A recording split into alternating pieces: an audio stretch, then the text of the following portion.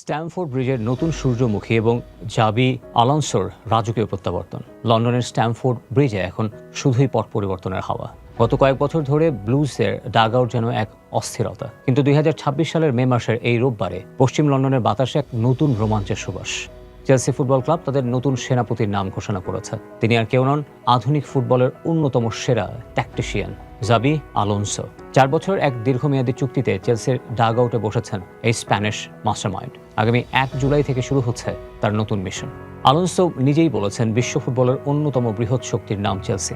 এই মহান ক্লাবের দায়িত্ব নিতে পারা আমার জন্য এক বিশাল গৌরবের বিষয়। কিন্তু প্রশ্ন হলো যে ক্লাবের অভ্যন্তরীণ রাজনীতি আর অস্থিরতা গত কয়েক বছর ধরে নিয়মিত হেডলাইন হচ্ছে, সেখানে আলোনসো কি পারবেন তার নিজস্ব ফুটবল দর্শন প্রতিষ্ঠা করতে?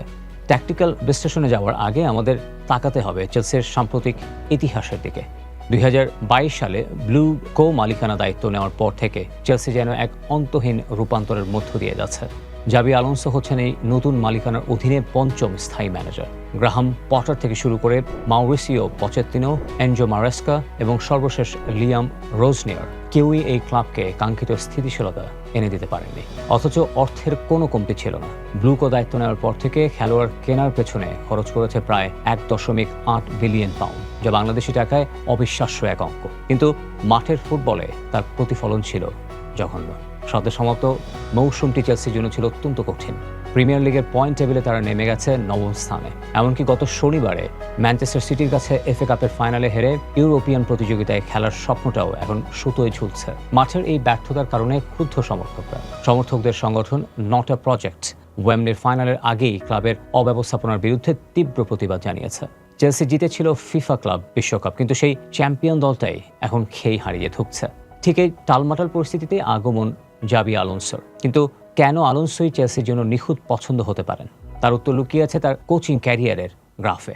খেলোয়াড়ি জীবনকে বিদায় জানানোর পর রিয়াল মাদ্রিদের যুব দল এবং রিয়াল সোসিয়াদের রিজার্ভ দলের হয়ে নিজের ভিত গড়েছিলেন তিনি। তবে 2022 সালে জার্মানির বায়ার লেভারকুসেনের দায়িত্ব নিয়ে তিনি ফুটবল বিশ্বকে চমকে দেন। 2023-24 মৌসুমে লেভারকুসেনকে তিনি উপহার দেন এক ঐতিহাসিক অপরাজিত বুন্দেসলিগা শিরোপা, সেই সাথে জার্মান কাপ জয় এবং ইউরোপা লিগের ফাইনাল। আলোনসো প্রমাণ করেছিলেন যে তরুণ ও প্রতিভাবান একঝাঁক খেলোয়াড়কে কিভাবে একটা অপ্রতিরোধ শক্তিতে রূপান্তর করা যায়। তবে মুদ্রার উল্টো পিঠও আছে। লেভারকুসেনের সেই আকাশচুম্বী সাফল্য তাকে ফিরিয়ে এনেছিল তার প্রাক্তন ক্লাব রিয়াল মাদ্রিদে মূল দলের প্রধান কোচ হিসেবে। কিন্তু সান্তিয়াগো বার্নাব্যুর রাজপ্রাসাদে তার সময়টা মসৃণ ছিল না। ক্লাবের অভ্যন্তরীণ কোন্দল, বিশেষ করে ভিনিসিয়াস জুনিয়র এবং ফেদেরিকো ভালভার্দেদের মতো সিনিয়র তারকাদের সাথে দূরত্বের কারণে মাত্র 8 মাসের মাথায় গত জানুয়ারিতে তাকে বরখাস্ত করা হয়। এই পতন আলোনসোকে এক বড় শিক্ষা দিয়েছে, কিভাবে বড় তারকাদের ইগো এবং ক্লাবের অভ্যন্তরীণ রাজনীতি সামলাতে হয়। চেলসির বর্তমান তরুণ ও ছন্ন ছাড়া স্কোয়াড সামলাতে এই অভিজ্ঞতাই হয়তো তার সবচেয়ে বড় অস্ত্র হবে। ইংলিশ ফুটবলে আলোনসোর এই ফেরাটা এক আবেগঘন মুহূর্তও বটে।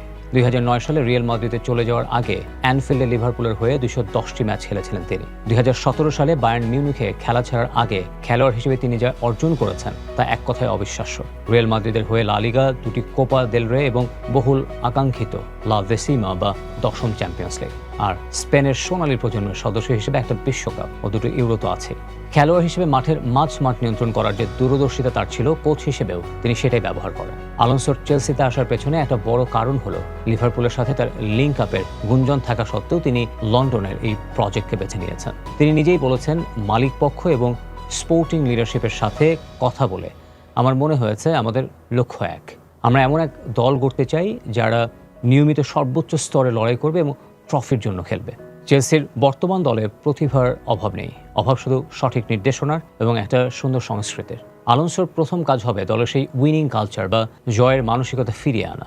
আপাতত চেলসির অন্তর্বর্তীকালীন কোচ ক্যালাম ম্যাকফারল্যান মৌসুমের বাকি ম্যাচগুলোতে দায়িত্ব পালন করবেন। টাকা দিয়ে হয়তো তারকা কেনা যায়, কিন্তু ট্রফি জেতার মতো দল গঠন করতে প্রয়োজন ধৈর্য, কৌশল এবং একজন যোগ্য পথ প্রদর্শক। চেলসির 180 কোটি পাউন্ডের এই মহা প্রজেক্টকে সফল করার দায়িত্ব এখন আলোনসোর কাঁধে। স্ট্যামফোর্ড ব্রিজের সমর্থকরা এখন বুক বাঁধছেন আশায়, এই স্প্যানিশ মাস্টারের হাত ধরে চেলসি কি আবার ফিরতে পারবে প্রিমিয়ার লিগের সিংহাসনে?